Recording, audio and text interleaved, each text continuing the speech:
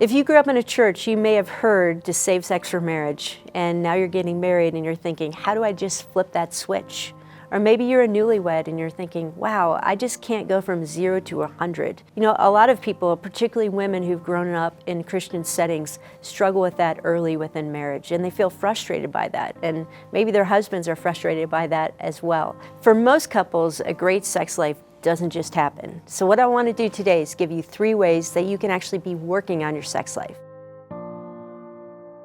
So how do you start working on your sex life? Well, the very first thing I would say is you have to learn to talk about sex. Now that may seem very elementary, but the fact is that about 75% of couples don't know how to talk about sex. It's crazy because the whole world is talking about sex, but when it actually comes to you sharing your feelings about what you like sexually, or just what sex triggers for you, or how to even negotiate how to initiate sex, most couples don't know how to do that.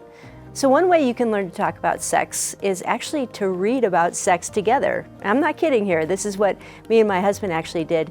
We would get a good book on sex and actually read it out loud to each other. And that gave us the vocabulary to use. And then finally, we got to learn to use that same language when we were just talking between ourselves. So that's the first thing, is to actually enter into conversation about sex. The second thing I would encourage you to do is prioritize your sex life. And when I say your sex life, I don't just mean having sex. Yes, that's important, and a lot of couples are, like, how often should we be having sex? But what you need to think about is the fact that the journey of sexual intimacy is actually more important than the activity of having sex. The journey of your sexual intimacy is talking about it, working through barriers in your sex life, just even negotiating how important is sex to you, dealing with things that get in the way, like, for example, past trauma, or conversations about sexual temptation or pornography. Those are all things that are going to interfere with a great sex life. And so you have to prioritize the journey of how do we actually share intimacy together. And I think for some couples, you actually have to, in some ways, say, hey, let's stop having sex for a while so we can actually work on communicating about our sex life and work on the things that get in the way of actually enjoying it. Now, this third thing, I'm going to warn you, it might surprise you. I'm going to encourage you to invite God into your sex life. Now you might say, why would I do that? We have a culture that in general has said, God and sex sort of go in separate categories. We don't tend to talk about God and sex in the same sentence. But I really believe that God created our sexuality. He created the sexual intimacy that a married couple gets to share within the covenant of marriage. So why do we exclude Him from helping us? One way that you can invite God into your sex life is just a very simple act of asking for help. We call that prayer. Most couples never think to pray about their sex life together.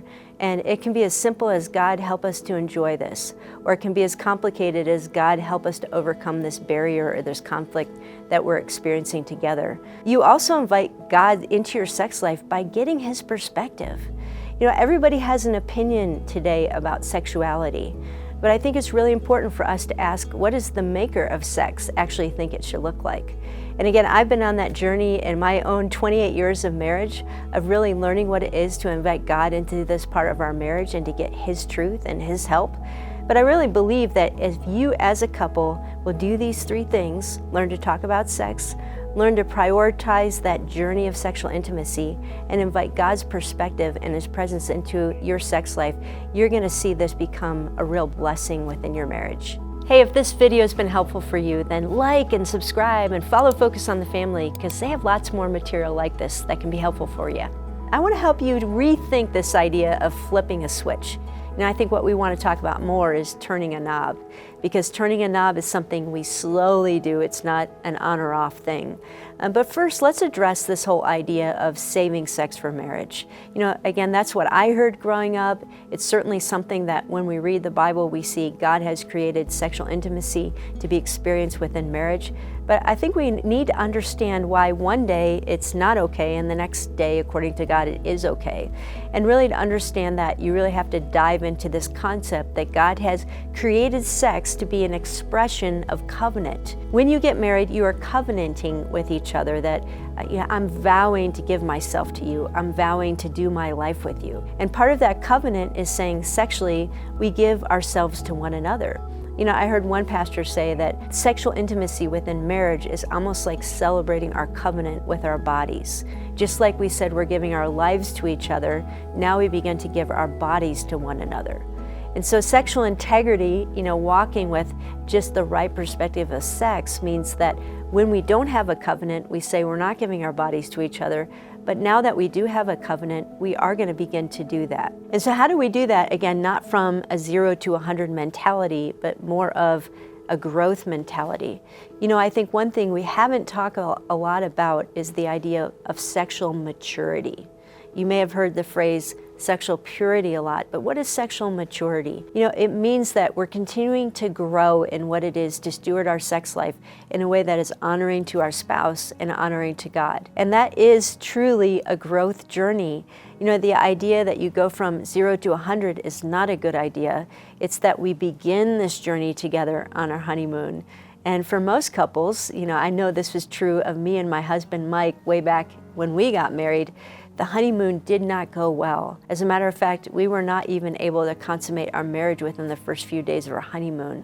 And that was deeply disappointing. And if our framework had been the honeymoon is the highlight of our sex life, we would have wanted to give up. But instead, we had to really try to think about this as this is the starting point.